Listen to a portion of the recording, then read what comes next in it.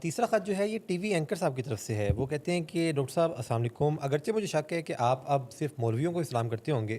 وہ کہتے ہیں کہ پچھلے ہفتے میں نے کسی تقریب میں آپ کو سنا اور ایسا لگا جیسے کسی کاؤنسلر کو نہیں بلکہ کوئی فتویٰ دینے والے مبلغ کو میں سن رہا ہوں، جو کہ شراب کے خلاف ممبر سنبھالے بیٹھے ہیں.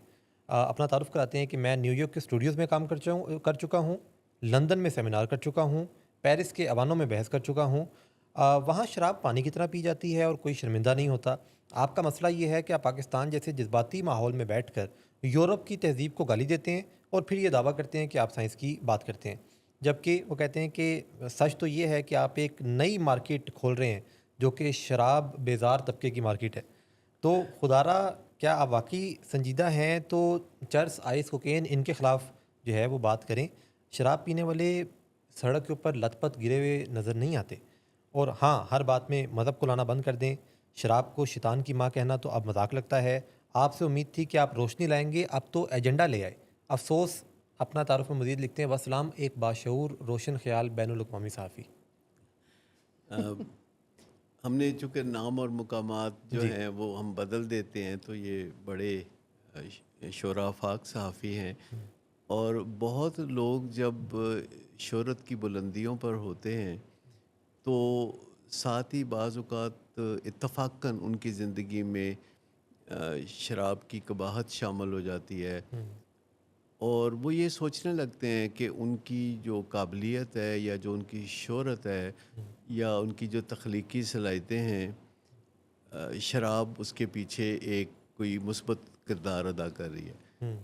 لوگ جیسے بہت بہت بڑے عہدوں پر بھی ہوتے ہیں، بڑے بڑے قابل ڈاکٹرز اور وکلاء اس مرض میں مبتلا ہیں. اس سے صرف یہ پتہ چلتا ہے کہ جو نامی گرامی لوگ ہوتے ہیں، جو شہرت یافتہ لوگ ہوتے ہیں، وہ بھی بیمار ہو سکتے ہیں. اور تاریخ بھری پڑی ہے ایسے لوگوں سے کہ جو شراب کی بیماری میں مبتلا ہونے کے باوجود ساری دنیا میں شہرت رکھتے تھے اور انہوں نے بڑے بڑے نمایاں کارنامے انجام دیے، لیکن ان کی جو وجہ شہرت ہے وہ شراب نہیں ہوتی. مرزا غالب کی وجہ شہرت شراب نہیں تھی، ان کی وجہ شہرت ان کے اشعار تھے. جی اسی طرح چرچل کی وجہ شہرت شراب نہیں تھی، ان کی دانشمندی تھی، اور اپنی قوم کے لیے جو انہوں نے رستہ بنایا مشکلات سے نکلنے کا، وہ تھی ان کی شہرت کی وجہ. ابراہیم لنکن بھی اس لیے نہیں شہرت یافتہ تھا کہ وہ شراب میں گم رہتا تھا. اسی طرح اور بہت سارے نامی گرامی لوگ ہیں. اس سے صرف یہ پتہ چلتا ہے کہ جو بڑے لوگ ہوتے ہیں، شہرت یافتہ لوگ ہوتے ہیں، معزز لوگ ہوتے ہیں، وہ بھی بیمار ہو سکتے ہیں. جیسے کوئی پی ایچ ڈی بھی بیمار ہو سکتا ہے، کوئی ان پڑھ بھی بیمار ہو سکتا ہے.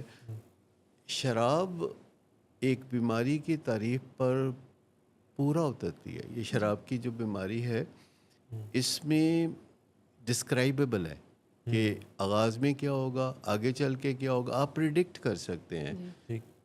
آپ کو دو چار باتیں پتہ چلیں تو باقی کا آپ اندازہ لگا سکتے ہیں. ہمارے پاس لوگ آ کے اپنے کسی فیملی ممبر کا یا جب مسئلہ بیان کرتے ہیں جو شراب یا منشیات یا کسی بھی حوالے سے ہوتا ہے، تو ایک بات وہ بتاتے ہیں تو چار کا اندازہ ہمیں ویسے ہی ہو جاتا ہے.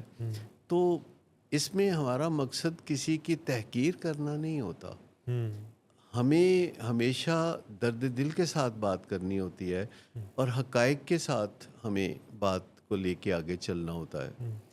اور ہم کبھی بھی دانستہ ایسے الفاظ استعمال نہیں کرنا چاہتے کہ جس سے کسی کی دل شکنی ہو. جی اور اکثر جو لوگ لاجک لاتے ہیں اور شراب کی بیماری میں بھی مبتلا ہوتے ہیں اور ان کی زندگی میں بڑے کارنامے بھی نظر آتے ہیں، تو وہ ایک لاجک لاتے ہیں کہ اگر میں یہ کامیابیاں حاصل کر چکا ہوں جی تو پھر میں شرابی کیسے ہو سکتا ہوں. یہ ویسی ہی بات ہے کہ اگر کوئی شخص کہے کہ میں تمغہ حسن کارکردگی حاصل کر چکا ہوں، میں پی ایچ ڈی کر چکا ہوں، میری شہرت دنیا میں پھیلی ہوئی ہے، تو مجھے کووڈ کیسے ہو سکتا ہے، مجھے بلڈ پریشر کیسے ہو سکتا ہے، یا مجھے ڈائبٹیز کیسے ہو سکتی ہے. جی انسان کو ہونے والی بیماریاں بہرحال ان لوگوں کو بھی ہو سکتی ہیں جو کہ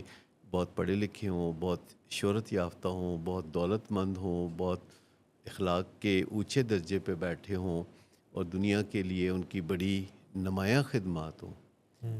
لوگ کہتے ہیں کہ اگر مرزا غالب شراب نہ پیتے تو وہ ایسی شاعری نہیں کر سکتے تھے. تو ہم کہتے ہیں نہیں، انہوں نے شراب کی بیماری کے باوجود اتنی زبردست شاعری کی.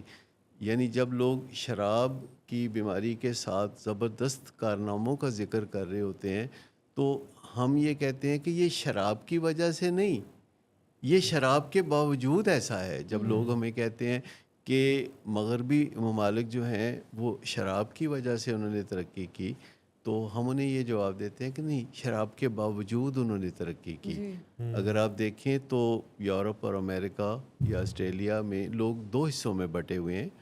ایک وہ جو سویرے 5 بجے اٹھتے ہیں، 6 بجے وہ سڑکوں پہ ہوتے ہیں، اگر وہ آدھا گھنٹہ لیٹ ہو جائیں تو وہ ٹریفک میں سٹک ہو جاتے ہیں. جی لیکن دوسرے وہ لوگ ہیں جو سویرے 4 بجے گھر تشریف لاتے ہیں اور اس کے بعد وہ سو جاتے ہیں اور دن بھر سوتے رہتے ہیں، اور شام کو پھر وہ تھوڑا انگڑائی لے کے اٹھتے ہیں اور پھر وہ اسی سفر پہ دوبارہ اسی وشس سرکل میں دوبارہ شامل ہونے کے لیے چلے جاتے ہیں. جی تو امریکہ ان لوگوں کی وجہ سے نہیں ہے جو شراب کے رسیہ ہیں، یا برطانیہ ان لوگوں کی وجہ سے نہیں ہے کہ جو شراب میں دھت رہتے ہیں. جی یہ ان کے باوجود ہیں، کیونکہ وہاں بہت سارے لوگ ایسے ہیں جو احساس ذمہ داری کے ساتھ زندگی گزارتے ہیں اور شراب کو اپنی زندگی کی بیساکھی ہرگز نہیں بناتے. تو یقیناً وہ امریکہ میں اور دنیا کے بڑے بڑے ممالک میں پیرس اپنے میں جوہر دکھاتے رہے ہیں، جی لیکن وہ خود بھی ایک شعراء آفاق صحافی ہیں، مایہ ناز صحافی ہیں، جی باوجود اس کے کہ خود ان کو بھی شراب کی بیماری کا سامنا ہے. نام بوجود صیغہ اعراض میں رکھا جائے گا، جی تو لیکن وہ کہتے ہیں کہ پانی کی طرح پی جاتی ہے باہر. تو میرا خیال ہے پانی کی طرح ہی پینے کا نام شراب کی بیماری ہے. یہ سیلف ایکسپلینیٹری ہے نا یہ بات.